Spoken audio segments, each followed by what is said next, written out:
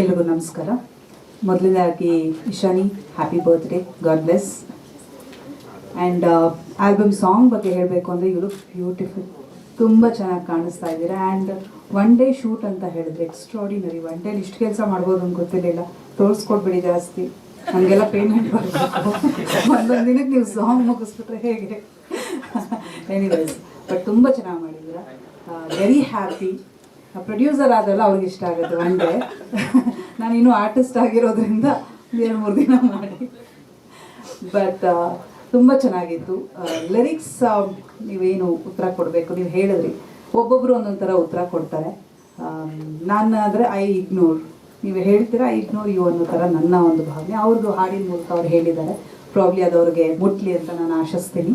And ಅದೇನೇ ಇದ್ದರೂ ಕೂಡ ಆ್ಯಸ್ ಅನ್ ಆಲ್ಬಮ್ ಸಾಂಗ್ ತುಂಬ ಚೆನ್ನಾಗಿದೆ. ಕನ್ನಡಕ್ಕೆ ನಿಜವಾಗ್ಲೂ ಅದ್ಭುತವಾಗಿ ಮಾಡಿದ್ದೀರಾ. ಇಡೀ ತಂಡಕ್ಕೆ, the sponsors, producers, director and the whole team, congratulations and I wish you all the very best.